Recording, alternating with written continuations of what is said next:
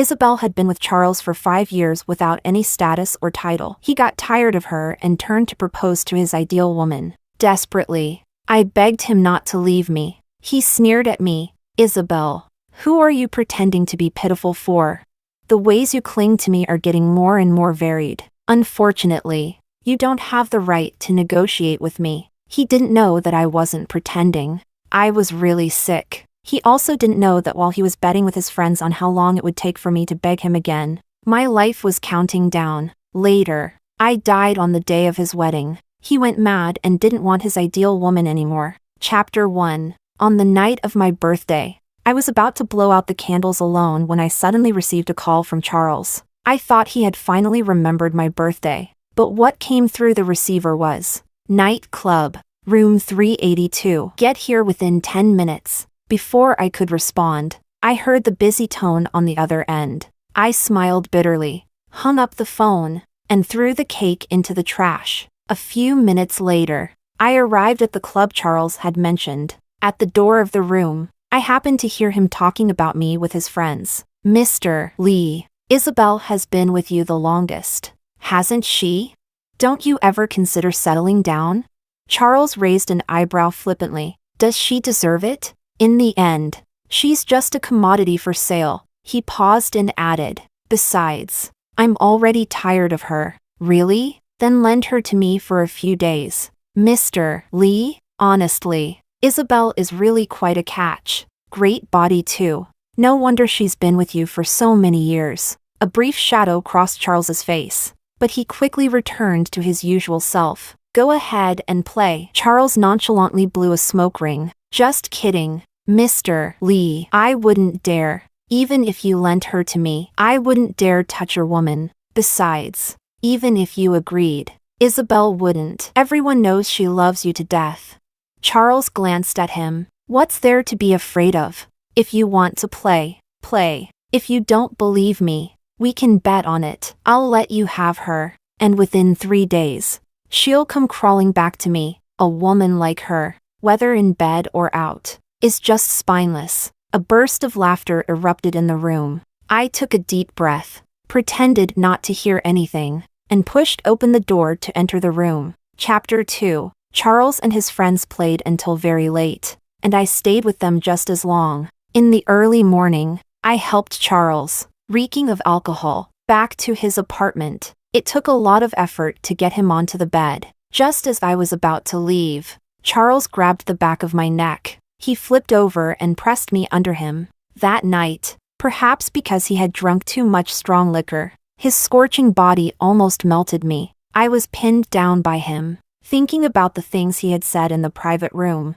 feeling nothing but disgust. But in the heat of the moment, he would lean close to my ear and softly call me Issa. When I woke up in the morning, every bone in my body felt like it had fallen apart. Charles, however, was leisurely buttoning his shirt in front of the mirror. "From now on, you don't need to come here anymore," he said flatly. I lowered my eyes, my fingers clutching the edge of the blanket tightly, remembering what he had said in the private room last night. I wasn't surprised, but I still put aside my pride and begged him, "I'm sick. Can you please not abandon me?"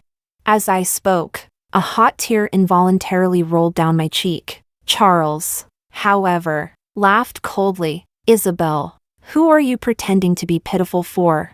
The ways you cling to me are getting more and more varied. You acted all chaste and virtuous back then, but it was all for money, and I played you to pieces." My hand holding the blanket edge tightened unconsciously. "We can break up, but I want 500,000 as a breakup fee." 500,000 was exactly the amount I needed for a kidney transplant. "After all these years with you, you can't just use me for free." Charles, however, seemed provoked, as if talking about money hurt his feelings. He angrily pinned me down and grabbed my neck. "Isabel, it turns out all you ever loved was money. Unfortunately, you have no right to negotiate with me." After saying that, he slammed the door and left. Chapter 3. I sat alone in the room for a long time. The room still seemed to be filled with the smell of alcohol from Charles, mixed with the scent of his cologne, making my stomach churn. I covered my mouth and coughed violently a few times. finding it difficult to breathe. I thought I had gotten used to Charles's mood swings, but my heart still felt like it was being pierced with needles. After getting up, I noticed a gift box on the coffee table in the living room. It was a delicate white square box, tied with a silver ribbon, looking very expensive. I was stunned. I walked over, picked up the box, hesitated for a moment, and then opened it. Inside the box was a pearl white dress. The fabric of the dress was high-quality cotton satin, with an excellent texture, complementing the luxurious logo on the packaging bag. Pearl white was my favorite color. I didn't expect Charles to pay attention to such details. Almost involuntarily, I picked up the dress and walked to the mirror to try it on. In the mirror, my face was pale, with traces of tears at the corners of my eyes, looking haggard. But this dress fit me perfectly and looked surprisingly beautiful, as if it was tailor-made for me. I couldn't help but change into the dress and twirl in front of the mirror. The hem of the dress swayed gently with my movements, like a blooming white camellia. It turned out he hadn't forgotten my birthday. A hint of bitterness welled up in my heart, and my eyes couldn't help but turn red again. Chapter 4. Before going to bed, I scrolled through my phone and found that my social media feed was flooded with news of Charles's successful proposal. It turned out he had always had a cherished ideal woman. Her name was Elizabeth. During countless intimate nights, he had been calling out Elizabeth, not Isabel. I smiled bitterly, locked my phone screen, and closed my eyes to sleep. But I tossed and turned, unable to fall asleep. I remembered the days when I first met Charles. Back then, Charles took an immediate liking to me, but he had a notorious reputation for being a player, changing girlfriends frequently. I wanted to stay away from him and directly rejected him. Charles felt humiliated and flew into a rage. After all, no girl had ever rejected him so straightforwardly before. He publicly vowed to make my life miserable. Fate played a cruel trick on me, and soon after, I was diagnosed with systemic lupus erythematosus. It affected multiple tissues and organs in my body. The monthly medical expenses alone amounted to tens of thousands. This cost was enough to bankrupt my already not well-off family. To survive, I had to swallow my pride and go back to Charles. Isabel, do you think my place is a garbage dump? Do you think I'm a man you can reject and then come back to whenever you want? If you want to be with me, show some sincerity. That night, he came down on me, domineering and ruthless. Isabel, didn't you think you were so noble? Yet here you are, begging under me for money. He knew it was my first time, yet he deliberately intensified his force. It felt like I was being torn apart, my whole body trembling, but I still gritted my teeth, refusing to let the tears fall. Chapter 5. That night, while I was in a hazy sleep, I vaguely felt someone wiping the tears from the corners of my eyes, kissing the corners of my eyes. In my daze, I smelled a hint of cologne, mixed with a faint scent of tobacco. When I woke up in the morning, I found myself tightly held in Charles's arms. He was very warm, making me almost reluctant to leave this moment of peace. For a while after that, Charles didn't treat me as harshly as he had said he would. We even acted like a couple. He particularly liked holding me, burying his head in my hair. Despite his usual sleep problems, he always fell asleep quickly beside me. I had a sweet tooth, and I often found treats like cakes, chocolates, and milk tea at home. On holidays, Charles would casually transfer me 52,000 yuan with a note saying voluntary gift, until his friends started reminding him not to get too attached, reminding him that I was only with him for the money. They didn't even try to hide it from me. I still remember that night when he heard his friends' kind reminders again. Charles smashed his wine glass to pieces. Everyone shut the fuck up. That night, as if venting, he took me wildly like the first time, without considering my feelings. In the midst of our passionate entanglement, he would call my name gently, so tenderly that I felt a moment of confusion. However, soon after, he would shout coldly, "Don't ever think I'll fall in love with a gold digger like you." After that, he almost never stayed the night with me again. He would leave right after. The only thing that remained unchanged was that Charles still transferred my living expenses every month, always more rather than less. He only knew that the money he gave me was almost spent every month. As for where the money went, he didn't know and didn't care. He just assumed I was a gold digger who sold my body for money. On countless nights after that, he was just as ruthless and reckless, never caring about my feelings. But sometimes, he would call my name gently, so tenderly that I felt a moment of confusion and my heart would skip a beat. However, soon after, he would shout coldly, "Don't ever think I'll fall in love with a gold digger like you." The only comfort was that Charles still transferred my living expenses every month, always more rather than less. He only knew that the money he gave me was almost spent every month. As for where the money went, he didn't know and didn't care. He just assumed I was a gold digger who sold my body for money. Chapter 6. A few days later, paparazzi caught photos of Charles and Elizabeth vacationing in Hawaii. The pictures quickly became a trending topic. Charles generously admitted and officially announced, "Let me introduce you to my fiancée, Elizabeth." I looked at their sweet photos in the announcement, feeling a bit lost. I grew up in a small mountain village inland and had never seen the sea. One of my few wishes in life was to see the ocean once, but I never had the chance to make it happen. A few months ago, perhaps because I had been behaving so obediently, Charles asked me what I wanted for my birthday and offered to take me out to relax. He asked where I wanted to go. I said,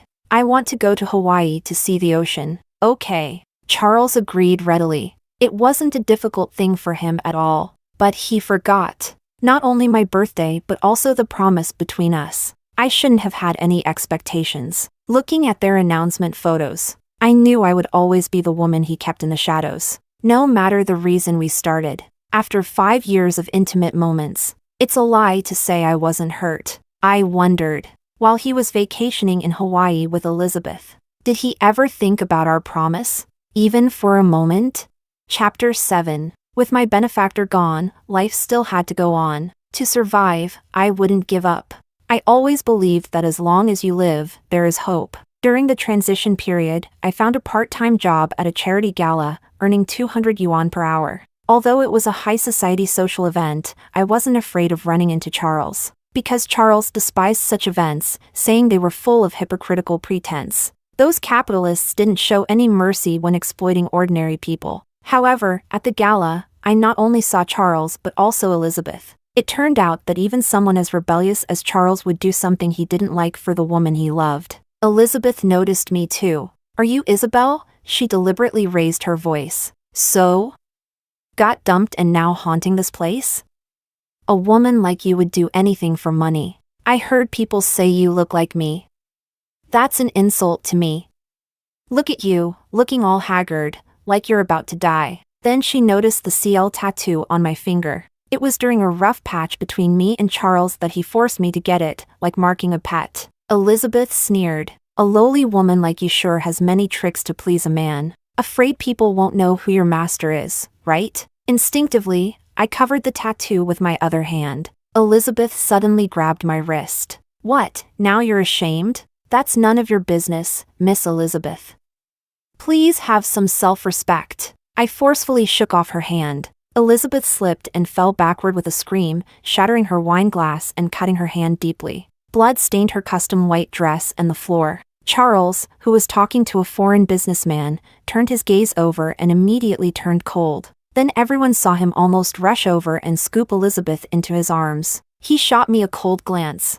"Who the hell gave you the nerve? Isabel, there's a time and place for jealousy." Chapter 8. Before I could open my mouth to retort, a burning slap landed on my face. Charles hit me so hard that I was instantly dizzy, seeing stars. My whole body lost balance, but a pair of strong hands caught me. "Mr. Lee, hitting a woman in public is quite ungentlemanly." I turned my head to see a stranger's face, gentle and refined, with an air of elegance. "Dr. White, this doesn't seem to concern you, does it?" "She's my friend." Hearing this, I was a bit confused.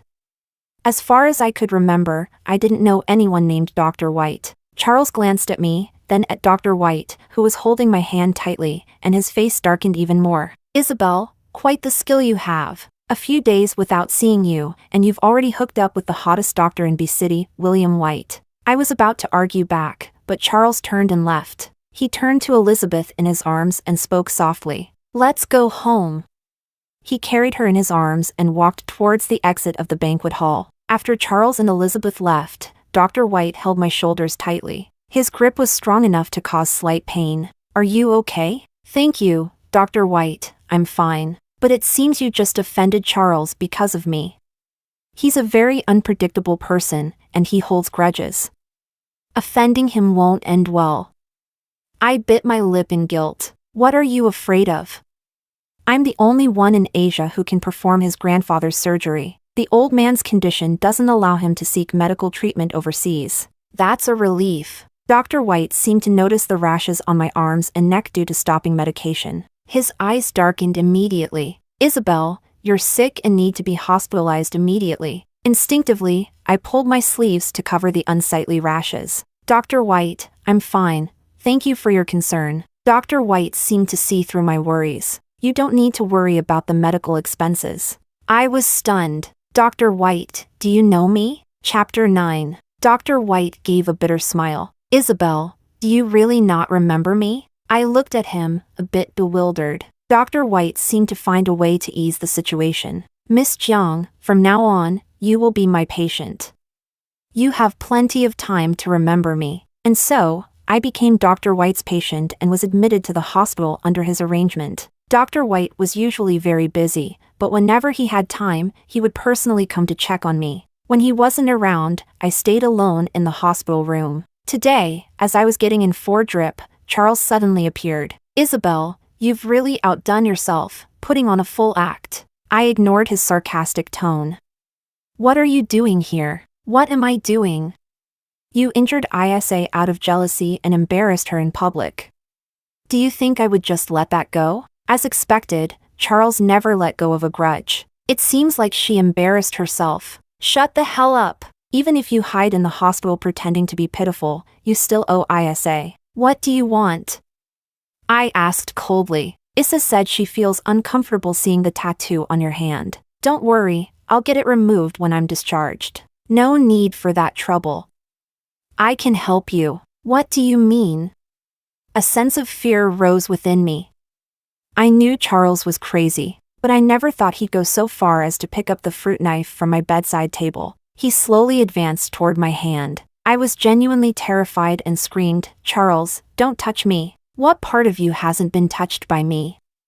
Now that I'm not giving you money, you don't want to be touched anymore?" I tried desperately to evade, but Charles grabbed my neck, pinning me down on the bed, making it impossible to move. The knife tip pierced my flesh, and the blade slowly cut along the outline of the tattoo, blood oozing out. The searing pain almost suffocated me, but it was nothing compared to the anguish in my heart. I whimpered, my body trembling uncontrollably. Hatred flared up in my chest like wildfire. I wanted to fight back, to scream, but the disparity in strength between a man and a woman made my struggle as futile as waves crashing against rocks. "This will teach you not to mess with me and Isa again," he sneered. When he finished the final cut, I nearly fainted. The tattoo was now blurred, replaced by patches of blood. A minor flesh wound, it will heal in a few days. "Look at you, being so dramatic." As he set down the fruit knife, his gaze landed on the medical report on the bedside table. Charles paused, visibly stunned. He stared at the report, his fingers curling slightly as if he couldn't believe what it said. "Systemic lupus erythematosus," he muttered, frowning as if hearing the condition for the first time. I turned my face away, not wanting to see his fake concern. "What is this?" He finally looked up, a trace of unease in his voice. "None of your business," I replied coldly, though my heart ached with bitterness. "Isabel," he suddenly raised his voice, slamming the bedside table with a loud bang. I flinched, my shoulders trembling, but I refused to back down. "Don't let me find out you're playing tricks again," he growled, eyes menacing. I closed my eyes, took a deep breath, and suppressed the emotions surging within me. Charles stood silent for a moment, seemingly struggling with something. In the end, he said nothing, turned, and stormed out, leaving me alone in the hospital room. I watched the sky outside gradually darken, tears silently streaming down my cheeks. "Charles, you'll never understand, I never played any tricks." Chapter 10. On the drive back, Charles felt as if there was a stone in his heart. He kept repeating the words systemic lupus erythematosus in his mind, feeling inexplicably irritated. He tried not to think about it. But the more he tried, the more those details he had previously ignored came vividly to mind. For example, Isabel always seemed very tired, her face pale, frequently complaining about being exhausted. For example, she always wore long sleeves and pants even in the sweltering summer. For example, her wrists were always covered with band-aids, saying they were from cat scratches. He had believed her at the time. Now, thinking back, those so-called cat scratches. Charles shook his head vigorously, trying to rid his mind of these disturbing thoughts. It couldn't be possible. Isabel had always been in good health. Besides, he had been with Isabel for 5 years. If she had a serious illness, he would have known, right? Whatever, in his mind, only diseases like cancer could be fatal. This so-called systemic lupus erythematosus, he had no idea what it was. He kept finding reasons to convince himself, but the unease in his heart, like vines, tightened more and more, almost suffocating him. He irritably turned on the car music, hoping the deafening sound would dispel the gloom in his heart. But the familiar melodies now sounded off, pounding his eardrums and his heart. Charles slammed on the brakes, pulling over to the side of the road. He leaned weakly against the seat, gripping the steering wheel tightly, his knuckles white. He didn't know what was wrong with him. He should be happy. The troublesome Isabel was finally going to disappear from his life, and he could finally be with his Elizabeth. But why couldn't he feel happy? Why was his mind full of Isabel's pale face? Charles closed his eyes in pain. He didn't know that some answers, once missed, could never be found again. Chapter 11. When Dr. White came in, I was half asleep. The sunlight filtering through the window danced on my eyelids, but I couldn't feel its warmth. I was a light sleeper, and any slight noise could wake me up. So even with Dr. White's deliberately light footsteps, I still woke up. He walked to my bedside and put down what he was holding. I saw his eyebrows furrow slightly, his gaze falling on my bandaged finger. His face immediately darkened. I was startled, instinctively trying to pull my hand under the blanket, but he quickly grasped my wrist. "Don't move," he said firmly, though his tone was still gentle. "How can you be so careless in this state?" His sudden action left me a bit bewildered, so I obediently let him examine the wound. Being as perceptive as he was, he must have guessed what had happened. But he didn't say anything. His movements were gentle, treating me like a fragile treasure, meticulously cleaning, medicating, and bandaging the wound. For a doctor of his caliber to personally dress my wound. I watched his lowered brows and eyes, his thick eyelashes casting a shadow under his eyelids, and his focused expression oddly gave me a sense of long-lost peace. After bandaging, Dr. White softly said, "Go back to sleep." When he spoke, his eyes seemed to sparkle with starlight. Then, out of nowhere, he produced a small teddy bear and placed it by my bedside. The bear was fluffy and emitted a faint lavender scent, similar to Dr. White's own scent. Dr. White addressed the bear, "I'm assigning you to duty today.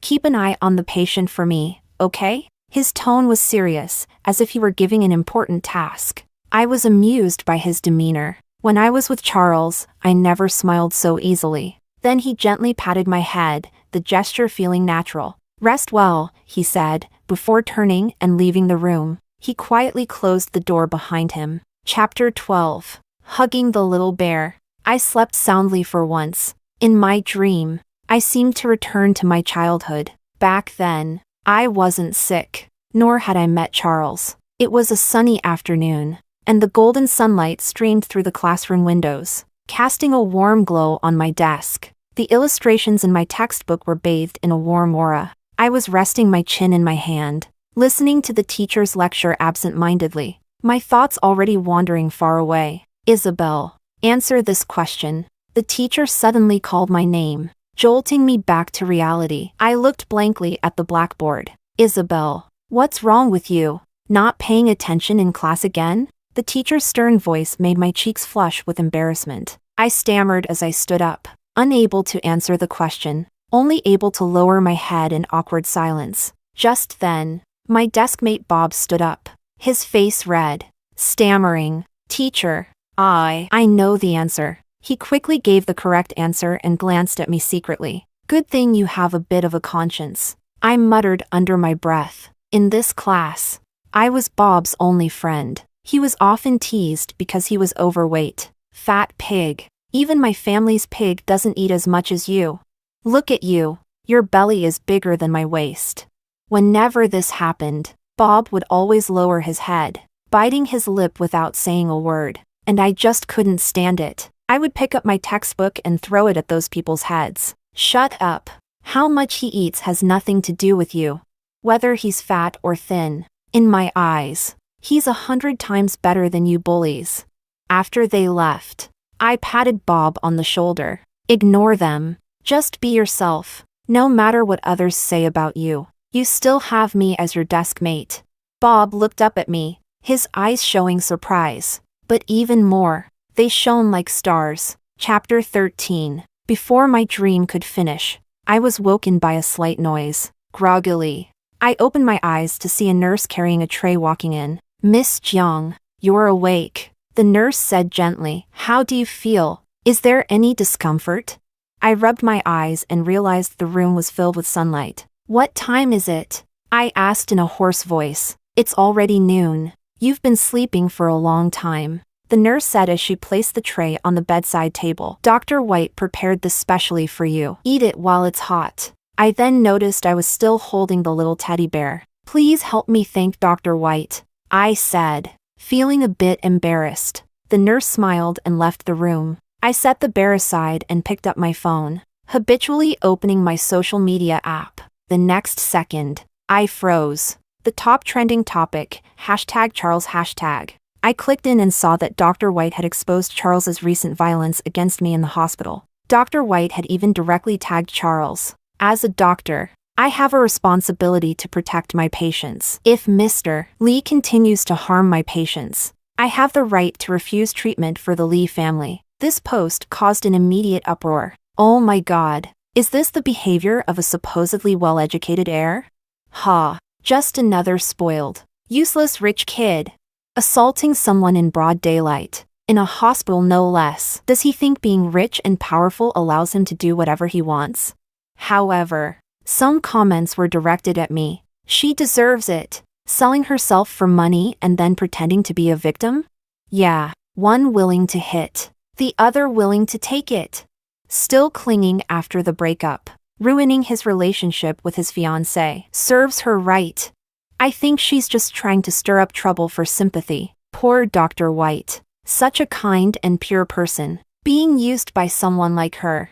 Reading these comments, my heart felt like it was being pricked by countless needles, aching intensely. But when I refreshed the page, all the negative comments about me were gone. Chapter 14. From that point on, Charles seemed to keep a low profile. Probably reprimanded by the Lee family, and didn't cause any more trouble. But in the end, none of it mattered to me anymore, because my health was deteriorating, and I still hadn't found a matching kidney. One day, I fell into a hazy dream again, filled with random, unrelated scenes. I saw myself as a child, clumsily learning to ride a bicycle. Next to me stood a chubby little boy, laughing heartily, pointing at me and saying, "Isabel, you look like a little bear on that bike." I glared at him angrily and said, "Mind your own business. Go away." The boy laughed even more, showing his cute little canine teeth. That's when I realized his smiling eyes looked exactly like Dr. White's, especially the tear mole at the corner of his eye, identical to Dr. White's. Then, I vaguely heard Dr. White's anxious voice in my ear. "Isabel, don't sleep. You can't sleep." The voice grew fainter, as if it was coming from behind thick frosted glass. Audible but unreachable. I tried hard to open my mouth, to tell him I could hear him, to tell him I remembered, but my throat felt blocked, unable to make any sound. The world before me grew blurrier, and a tear silently slid down my cheek. The teddy bear I was holding fell to the ground. The room grew silent. Chapter 15. After my body turned completely cold, I realized I still had consciousness. I felt light, like a feather. It turned out I had become a soul. I looked down at my body, lying on the hospital bed, not peacefully, as if I were just asleep. I saw Dr. White, his eyes red and filled with agonizing pain. He held my hand tightly, calling my name over and over again. "Isabel, Isabel, please, don't sleep." His voice was hoarse, thick with a nasal tone, and it tore at my heart. I tried to reach out to comfort him, but my hand passed right through his body. Only then did I realize I was dead and could no longer hold on to anything. Dr. White. I opened my mouth, but no sound came out. I could only watch him helplessly, seeing him cry like a lost child. I noticed a tear mole at the corner of his eye, glistening in the light. That tear mole overlapped with my dream, with that chubby little boy. So, it was really you. Then, I felt myself starting to drift, lightly, like willow catkins in the wind, without direction or purpose, until I saw Charles. In a dreamy manner, he was wearing a sharp black suit. The word groom hanging on his chest was particularly striking. It turned out that the day I died was his wedding day. But Charles didn't look very happy. He even seemed a bit uneasy. Finally, after his eyelid twitched a few times, he seemed to remember something suddenly. He pulled out his phone from his pocket. I saw his trembling hands typing in the search bar. Can systemic lupus erythematosus be fatal? When he got the affirmative answer, Charles visibly wavered, and his phone fell to the ground with a clack. Charles, what's wrong? The ceremony is about to start. Why are you still standing here? Elizabeth, in her luxurious wedding dress, walked up to him and took his arm, with a trace of barely perceptible displeasure in her voice. Charles forced a smile, gently patted Elizabeth's hand, and said softly, "It's nothing. I'm just a bit nervous." Nervous? Is he really nervous? I couldn't help but find it amusing. Chapter 16. The grand wedding ceremony began, and the wedding march echoed throughout the hall, but Charles seemed somewhat absent-minded. He mechanically went through each step, his eyes vacant. Mr. Charles, do you take this beautiful lady beside you as your wife, to be united with her, to love her, comfort her, respect her, and protect her, as you love yourself? Will you remain faithful to her in sickness and in health, in wealth or poverty, as long as you both shall live?" The officiant's booming voice reverberated in the hall. Charles, however, seemed not to hear a word, showing no reaction. Elizabeth's smile gradually stiffened. She pinched Charles's arm hard, whispering, "Charles, you need to say I do." Charles snapped back to reality and looked blankly at Elizabeth. "Charles, what's wrong? Quickly say I do," Elizabeth urged, her tone anxious. The guests began to murmur among themselves, curiously watching the couple. Charles took a deep breath. As if making a significant decision, he abruptly pushed Elizabeth away and said resolutely, "I'm sorry. I have something to do." "What?" Elizabeth's eyes widened in disbelief. The guests erupted into a buzz of conversation, discussing the sudden turn of events. What's going on? Why is the groom suddenly backing out? Could it be a runaway groom? I've never seen anything like this. Charles ignored the murmurs and walked straight out of the hall without looking back. Elizabeth, in a fit of rage, forgot all about maintaining her composure and shouted at Charles's retreating figure. "Charles, you bastard! What do you take me for?" She frantically tore at her wedding dress, her meticulously applied makeup unable to hide her now somewhat ferocious expression, making her look like a shrew. The guests' murmurs grew louder. The groom's outrageous behavior at the wedding was already disgraceful enough. They never expected that this future daughter-in-law of a wealthy family couldn't even maintain basic dignity, resorting to public insults. It was truly a shocking spectacle. Chapter 17. Charles drove like a maniac, running red lights all the way to the hospital. He stumbled into my hospital room, where Dr. White still was, his eyes bloodshot, standing vigil by my bed. "Issa," Charles's voice trembled, as if he were terrified of something. The next second, Charles's face turned deathly pale. It was as if all the strength had been drained from his body. He staggered and nearly lost his balance. "Impossible, impossible," he muttered, his eyes vacant, like he had lost his soul. Dr. White saw him and punched him square in the face. "Charles, how dare you show your face here?" Dr. White roared, his eyes blazing with fury. "Aren't you rich? Why didn't you get her treatment sooner? Why did you wait until she was beyond saving? What have you been doing to her all these years?" Hearing this, Charles's pupils trembled. He turned his head from the punch, blood trickling from the corner of his mouth, but he seemed to feel no pain. Standing there dazed, Dr. White's gaze fell on the groom boutonniere pinned to Charles's chest, his eyes growing even angrier. Who are you pretending to be all affectionate for now? Who are you trying to fool? Dr. White grabbed his collar, questioning him word by word. Charles slowly raised his head, his face frighteningly pale. Impossible, impossible, he kept repeating, as if possessed. Isa was always healthy. She couldn't. Suddenly snapping out of it, he stood up abruptly, stumbling towards me. Issa, don't be afraid. I'll take you away. He tried to lift my body, but Dr. White stopped him. Get out! You have no right to touch her, Dr. White shouted, swinging another punch. Charles didn't dodge, taking the blow directly, the blood at the corner of his mouth becoming more pronounced. His bloodshot eyes stared at Dr. White. Let me take her. I have to take Issa.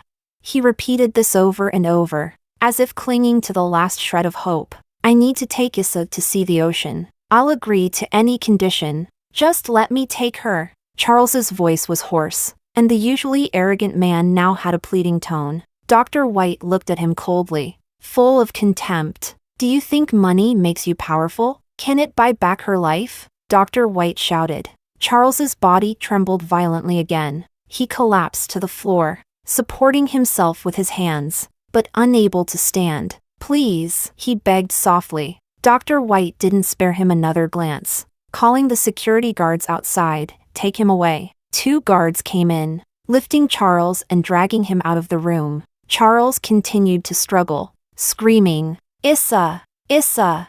His voice grew fainter until it finally disappeared down the hallway. In the hospital room, only Dr. White and my cold body remained. Dr. White collapsed into a chair, exhausted, and closed his eyes in fatigue. Chapter 18. Dr. White was disciplined for assaulting Charles in the hospital. He resigned outright. His exact words were, if I can't save the woman I love, there's no point in being a doctor. I knew he was blaming himself, feeling guilty for not being able to save me. On the day of my funeral, Dr. White came to see me off, dressed in black, looking haggard. He gently placed the brown teddy bear that had accompanied me during my final days in front of my tombstone. His eyes red but not shedding a tear. Rest well, Issa. His voice was hoarse but still gentle. I thought I would rest in peace. But every day, I felt a scorching gaze on my tombstone. It was Charles. He came every day, rain or shine. He always wore a black shirt,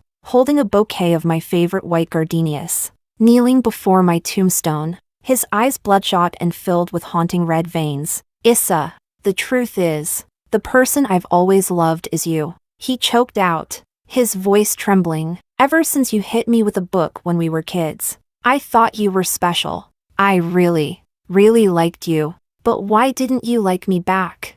Do you know how happy I was when you agreed to be with me? But when I thought you were only with me for the money, I couldn't stay happy. He laughed self-deprecatingly, a tear slipping down his cheek. I wanted to be good to you. But my pride, that's why I treated you the way I did. He started clutching his head in pain. You don't know, that day at the bar, when someone said I should lend you to him for 2 days, I wanted to kill him.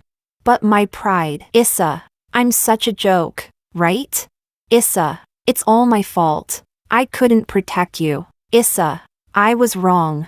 I really know I was wrong. Please come back, okay? He pressed his face against my tombstone, his voice hoarse and filled with desperate pleading. I never took you to see the ocean. Watching him like this, all I felt was disgust. Chapter 19. I died, but I witnessed my own wedding. I never would have imagined that Charles would use my belongings to hold a wedding ceremony. On that day, Charles wore a black suit, holding a bouquet of white gardenias, with a nearly pathological, obsessive smile on his face, and the bride beside him was adorned in my favorite pearl white dress. 2 weddings in a short span of time. The second one held with the belongings of a dead person. Charles had become the laughingstock of Albee City, known as a madman. I heard people talking about Charles. Charles must be insane, right? He called off a wedding because his ex-girlfriend died, and now he marries a tablet? I heard the bride wore the wedding dress that his ex-girlfriend loved most when she was alive. That's so creepy. I have a friend who was at the wedding. They said Charles was laughing and crying at the tablet, just like a lunatic. What about Elizabeth? What did he do to Elizabeth? Elizabeth. She kept pestering Charles. And in his impatience, he beat her so badly she was severely injured. She's in the hospital, fighting for her life. Chapter 20. That day, the rain was particularly heavy. The rain fell like broken pearls, hitting the tombstone and Charles's bloodless face. Charles knelt in front of my grave, his whole body soaked by the rain. He clutched a fruit knife tightly in his hand. The tip pointed at his own heart. "Issa, I'm here to join you," he said, his voice thick with despair. I watched him, feeling nothing but calm. I wanted to ask him, "Have you ever thought that I don't want you to join me?" With a flash of the knife, Charles plunged it into himself. Bright red blood instantly stained his white shirt. A shocking sight. Just then, a figure rushed over, forcefully pushing Charles away. It was Dr. White. He grabbed the knife from Charles's hand and threw it aside. "If you want to go crazy, do it somewhere else, but not at Issa's grave," Dr. White shouted. "You didn't treat her well when she was alive, and now you're coming here to act insane. How low can you go?" Charles collapsed to the ground, his eyes vacant, as if all hope was lost. "Charles, you don't deserve to follow Issa. You'd only taint her path to reincarnation," Dr. White said, each word deliberate and firm. Hearing this, Charles's body trembled violently, and he clutched his head, emitting painful sobs. He had completely broken down. Later, Charles was sent to a mental institution. Every day, he held the white dress I loved so much, talking to the air about our past memories. But who would pay any attention to him?